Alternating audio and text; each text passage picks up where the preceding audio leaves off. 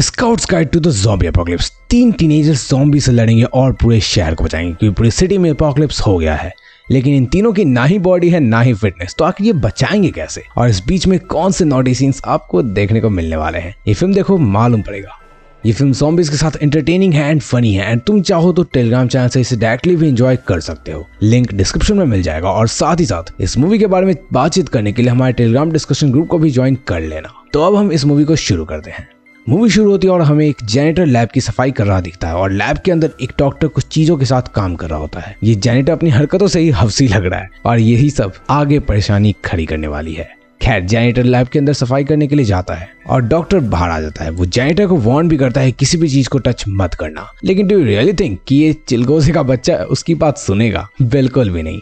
Janitor काम नहीं करता और बल्कि लैब के अंदर चीजों से खेलने लगता है। मतलब कि इससे बेकार आइडिया क्या ही हो सकता है कि एक मेडिकल लैब के अंदर खेलो कूदो और जो मर्जी है वो करो। यही सब चल रहा होता है कि उसे इस बीच एक पेशेंट दिखता है। मतलब कि भाई अब तो रुक जाओ, लेकिन नहीं, वो उस पेशेंट की तरफ जाता है और उसका हाथ देखता है। तब ये पेशेंट का हाथ हिलता है और जैनिटर की फट जाती है, जिससे वो उस पेशेंट से अटैच सिस्टम से टकरा जाता है, जिससे उसकी हार्ट बीट रुक जाती है। अब जैनिटर की ये देखकर फट के चार हो चुकी थी और पेशेंट को बचाने के लिए वो टिक टैक की गोलियां खिलाने लगता है और तो उसके साथ गे वाली हरकतें भी करने लगता है। और ये सब के बाद वो उसे सीपीआर भी देने लगता है। लेकिन सीपीआर देते देते अचानक से उसका हाथ चेस्ट को फाड़ कर उसके पेशेंट के अंदर चला जाता है। ये देखकर उसकी फट के सोलह हो जाती है। तभी अचानक से पेशेंट जाग जाता है और जैनिटर का गला पकड़कर उस पर वायलेंटली अटैक कर देता है और ज़ॉम्बी एपोकलिप्स का पहला पेशेंट एग्जिस्टेंस में आ जाता है। अब ये ज़ॉम्बी उस जैनिटर को लैब के चारों तरफ फेंकने लगता है और डॉक्टर भी इस समय अलग ही दुनिया में भ्रमण कर रहा है। वो वेंडिंग मशीन पर खड़ा होता है लेकिन लैब के साउंड प्रूफ होने के कारण उसे कुछ भी अंदर का सुनाई नहीं दे रहा। अब वो डॉक्टर वेंडिंग मशीन से कोल्ड ड्रिंक लेकर मुड़ता है और पीछे ज़ॉम्बी जैनिटर बना हुआ होता है और वो उस पर अटैक करता है और हो जाती है ज़ॉम्बी एपोकलिप्स की शुरुआत। अब एक स्कूल का सीन होता है और हम मिलते हैं लीड कैरेक्टर से, जो है बेन, कार्टर और ऑगी। ये हाल ही में स्काउट में शामिल हुए हैं और इनका स्काउट लीडर था एक टीचर रॉजर। इस क्लास में इन तीनों बच्चों के अलावा और कोई भी नहीं होता है क्योंकि ये क्लास ज्यादा फेमस नहीं थी। फिर बेन और कार्टर वहां से चले जाते हैं और गाड़ी में कहीं जा रहे होते हैं। वहां वो डिस्कस करते हैं कि कैसे वो तीनों तीसरे दोस्त ऑगी की वजह से उस स्काउट से जुड़े हुए हैं, क्योंकि उसे स्काउट्स बहुत पसंद है।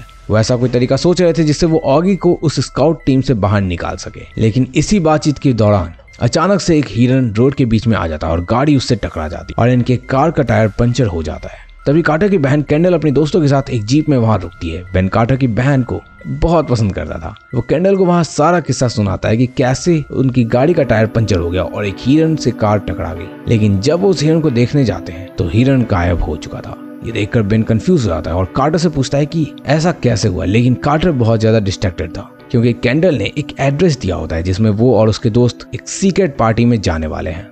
अब कैंडल और बाकी लोग वहां से निकल जाते हैं और यहाँ पर बेन और कार्टर भी गाड़ी ठीक करके आगे चले जाते हैं। वो लोग इसी बात पर डिस्कशन कर रहे होते हैं कि उनकी पार्टी में उन्हें जाना चाहिए या नहीं।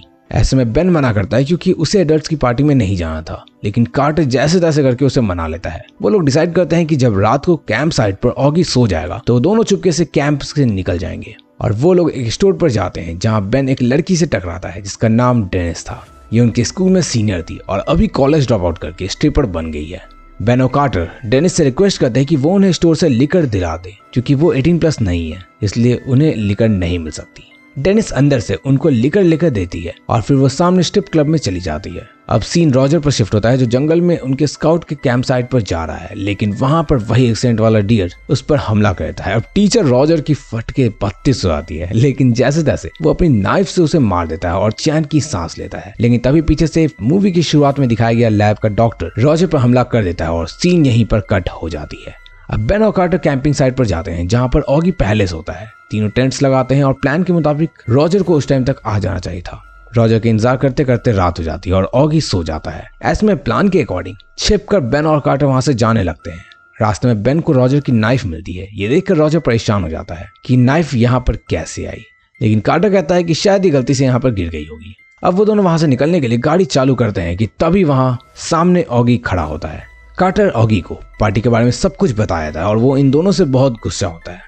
इस पर बेन और कार्टर उससे बोलते हैं कि उन्हें स्काउट में रहना नहीं पसंद है और ये सुनकर तो ऑगी और भी ज्यादा नाराज हो जाता है और वो वापस कैंप साइट पर चला जाता है। फिर बेन और कार्टर गाड़ी से उसे लीकर स्टोर पर जाते हैं ताकि वो कपड़े बदल सके क्योंकि वो स्काउट के कपड़े में थे। वो जब लीकर स्टोर जाते हैं तो नोटिस करते हैं कि आसपास कोई भी नहीं था और ना ही स्ट्रिप क्लब में बाउंसर था। तो ये देखकर वो अंदर चले जाते हैं, लेकिन वहां पर भी कोई नहीं होता। तभी वहां पर डांस फ्लोर पर एक स्ट्रिपर आती है और परफॉर्म करती है, लेकिन परफॉर्मेंस के बीच में अचानक से उसका गला कट जाता है और खून बाहर आ जाता है। ये देखकर बेन और कार्टर बहुत डर जाते हैं और चिल्ला देते हैं, और बस उनकी आवाज सुनकर अंदर से ज़ॉम्बी बाउंसर भी बाहर आ जाता है और उन पर हमला कर देता है। बेन भागकर वॉशरूम में छिप जाता है और बाउंसर भी बेन के पीछे पीछे वॉशरूम में चला आता है, लेकिन तभी पीछे से डेनिस आ जाती है और एक शॉटगन से ज़ॉम्बी बाउंसर का सर उड़ा देती है। दूसरी तरफ वो ज़ॉम्बी स्ट्रिपर कार्टर पर अटैक कर देती है, लेकिन कार्टर एक टूटी हुई बोतल से उस ज़ॉम्बी स्ट्रिपर को मार देता है। अब डेनिस कार्टर और बेन को लेकर वहां से निकल जाती है। बाहर ज़ॉम्बीज का एक झुंड उनकी तरफ आ रहा होता है। वो गाड़ी से निकल भी रहे थे, लेकिन अचानक से गाड़ी का टायर अलग हो जाता है। अब जब तक डेनिस बाहर ज़ॉम्बीज को मार रही थी, तब तक बेन और कार्टर जल्दी से टायर लगाने लगते हैं। वो दोनों समय रहते टायर लगा भी लेते हैं और वहां से निकल जाते हैं। दूसरी तरफ रॉजर को ढूंढते ढूंढते ऑगी रॉजर के घर पर पहुंच जाता है, जहां पर ज़ॉम्बी बना रॉजर होता है। ज़ॉम्बी रॉजर ऑगी पर हमला कर देता है, जिससे ऑगी रॉजर के बेसमेंट में गिर जाता है, लेकिन काफी मशक्कत से यहाँ पर ऑगी एक फायर और एक लकड़ी की हेल्प से ज़ॉम्बी रॉजर को नॉकआउट कर देता है और बांध देता है। फिर वो वहां से निकल जाता है। दूसरी तरफ कार्टर, बेन और डेनिस पुलिस स्टेशन पहुंचते हैं, लेकिन पुलिस स्टेशन के बाहर एक नोटिस लिखा होता है कि शहर को खाली कर दिया गया है। तो पुलिस स्टेशन की तरफ बहुत सारे ज़ॉम्बीज आते हैं और ये तीनों पुलिस स्टेशन में अंदर ही घुस जाते हैं। अंदर भी काफी सारे ज़ॉम्बीज थे। ये लोग बचते बचाते एक सेल के अंदर चले जाते हैं और खुद को बंद कर लेते हैं। अंदर उनमें से तीनों में से किसी पे भी फोन के नेटवर्क नहीं आ रहे थे, लेकिन वो डरे हुए नहीं रहते, क्योंकि उन्हें पता था कि ज़ॉम्बीज अंदर उनका कुछ भी नहीं बिगाड़ सकते। तभी बाहर एक कार से लाउड नॉइज में म्यूजिक बजने लगती है। ये म्यूजिक ऑगी ने चालू की थी। ज़ॉम्बीज इससे डिस्ट्रैक्ट हो जाते हैं और मौका देखकर ऑगी पुलिस स्टेशन के अंदर जाने लगता है, लेकिन वो एक कार से टकराता है और उस कार के अलार्म्स चालू हो जाते हैं। अब सारे ज़ॉम्बीज वापस से ऑगी की तरफ जाते हैं और ऑगी भी पुलिस स्टेशन के अंदर जाता है। वो अंदर सेल की तरफ जाकर गलती से सेल की चाबी एक ड्रेनेज पाइप में गिरा देता है, लेकिन ऑगी इसके बाद अपने स्काउट टूल्स की मदद से सेल को खोल देता है। इस बीच में एक ज़ॉम्बी आता है, लेकिन बेन उसे मार देता है। अब सेल का गेट खुल जाता है और चारों वहां से भागने लगते हैं। उनके पीछे ज़ॉम्बीज पड़े हुए थे, लेकिन वो सारे ज़ॉम्बीज को एक फेंस से अंदर बंद कर देते हैं और सेफली निकल जाते हैं। लेकिन एक पुलिस ऑफिसर फंस जाती है और आगे कार्टर कुछ करता है, जो अगर तुम लोग भी वहां होते तो जरूर कर सकते थे। खैर, वो सुनसान सड़क में जा रहे होते हैं कि तभी बीच में उन्हें एक ज़ॉम्बी मिलता है, जिसके साथ वो मजाक करते हैं। लेकिन तभी वहां एक आर्मी ऑफिसर कॉर्पोरल रीड्स आता है और वो ज़ॉम्बी को मार देता है। रीड्स उन चारों को अपनी मिलिट्री व्हीकल में बिठाकर सिटी से बाहर ले जा रहा होता है कि तभी कार्टर उनसे बोलता है कि जो पार्टी में थे उनका क्या हुआ, उन्हें अभी बचाना होगा। कॉर्पोरल रीड्स उन सबको लेकर पार्टी के लोकेशन पर जाता है, लेकिन वहां कोई भी नहीं था। मतलब कैंडल ने उन्हें गलत एड्रेस दिया था। इस बात पर कार्टर और ऑगी में लड़ाई हो जाती है। साथ ही अंदर गाड़ी में ये रिवील होता है कि कॉर्पोरल बिटन है और ज़ॉम्बी में कन्वर्ट हो रहा है। वो डेनिस पर हमला कर देता है, लेकिन डेनिस किसी तरह उसका सर फोड़कर खुद को बचा पाती है। तभी रीड्स की गाड़ी में लगा रेडियो बजने लगता है और रिवील होता है कि 2 घंटों के अंदर उनके शहर को बॉम्ब से उड़ा दिया जाएगा। लेकिन कार्टर और बाकी सबको अभी पार्टी के लोगों को बचाना था। तभी कार्टर को याद आता है कि जरूर उसकी बहन कैंडल ने पार्टी की लोकेशन अपनी सीक्रेट डायरी में लिखी होगी। वो चारों अब कार्टर के घर में जाते हैं और शांति से कैंडल के कमरे तक पहुंच जाते हैं। नीचे कार्टर और ऑगी डायरी ढूंढ रहे होते हैं और ऊपर डेनिस बेन को कुछ अलग ही विद्या प्रदान कर रही थी। बेन बताता है कि वो कैंडल को पसंद करता है, बट उसका भाई उसका दोस्त है, तो वो कुछ कर भी नहीं सकता। तो डेनिस बताती है कि तुम यहाँ प्रैक्टिस करो और कैंडल पर एग्जीक्यूट करना। अब इधर ये किसी विसी की ट्रेनिंग ले रहा था, लेकिन वही नीचे ज़ॉम्बी पड़ोसी कार्टर ऑगी पर हमला कर देता है। ये देखकर कार्टर बहुत डर जाता है और जोर जोर से चिल्लाने लगता है। कार्टर की आवाज से और भी ज़ॉम्बीज आने लग जाते हैं और सभी लोग अब वापस ऊपर के कमरे में जाकर कुंडी लगा देते हैं और एक कपबोर्ड से गेट को ढक देते हैं। बेन खिड़की की तरफ जाता है, लेकिन घर के पीछे रखे ट्रैम्पोलिन पर से एक ज़ॉम्बी जंप मार के बेन को पकड़ लेता है। इस तरफ से ऑगी, डेनिस और कार्टर बेन को पकड़ते हैं और उस तरफ से ज़ॉम्बी टाई को पकड़ रहता है, लेकिन वो ज़ॉम्बी टाई छोड़ देता है और नीचे गिर जाता है। इसी पर बेन को आइडिया आता है कि ट्रैम्पोलिन से जंप करके घर की बाउंड्री पार की जा सकती है और वो लोग ऐसा करके पार कर भी जाते हैं। लेकिन जब बेन जंप करने वाला होता है, तभी ज़ॉम्बीज गेट को तोड़ देते हैं, जिससे वो कपबोर्ड टूट जाता है और उसमें से कैंडल की डायरी बाहर गिरती है। बेन तुरंत ही वो डायरी उठाकर वहां से कूदने वाला होता है कि तभी वो नीचे देखता है कि बहुत सारे ज़ॉम्बीज ट्रैम्पोलिन पर चढ़ गए हैं।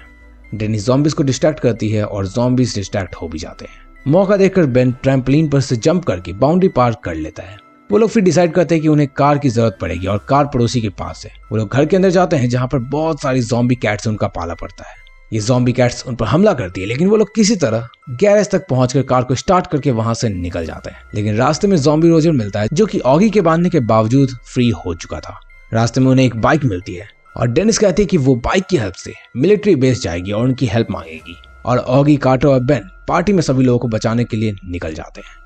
यहाँ पर मुझे एक चीज पसंद आई कि डेनिस को बाइक चलाने आती है और ये एक लाइफ स्किल है। वैसे आप लोग को आती है या नहीं, कमेंट में लिखकर बताना। अब ऑगी और कार्टर उनकी बहन कैंडल को बचाने के लिए रेडी हो जाते हैं। ये लोग एक हार्डवेयर शॉप पर जाकर हथियार बनाते हैं। दूसरी तरफ सीक्रेट पार्टी में ज़ॉम्बी घुस जाता है और कैंडल के 2 फ्रेंड जब कुची को करने वाले होते हैं तभी उन्हें इन्फेक्ट कर देता है।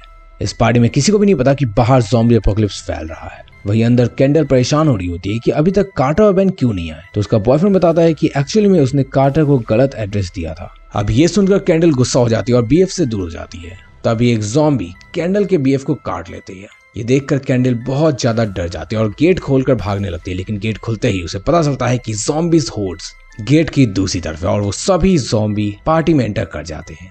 अब किसी तरह बचकर कैंडल रूम के दूसरी तरफ चली जाती है और पार्टी में ज़ॉम्बीज़ फैलने लग जाते हैं कि तभी ऑगी, बेन और कार्टर वहां पहुंच जाते हैं अपने हथियारों के साथ। अब कैंडल की तरफ एक ज़ॉम्बी जाता है, उसको बचाने के लिए बेन कैंडल की तरफ बढ़ता है, लेकिन बेन के पीछे 2 ज़ॉम्बीज़ और पड़ जाते हैं, लेकिन ऑगी और कार्टर उन्हें मार देते हैं। अब ये लोग ज़ॉम्बीज़ को मारना कंटिन्यू रख रहे होते हैं, लेकिन ज़ॉम्बीज़ की संख्या बढ़ती जा रही थी। ये देखकर ये तीनों जिंदा बचे लोगों को गेट से निकालने के लिए कहते हैं और वो भी पीछे पीछे चले जाते हैं। सभी के बाहर आ जाने के बाद ये लोग उस गेट को टाइटली बंद कर देते हैं और ये सब ज़ॉम्बीज़ को मारने का प्लान बनाते हैं।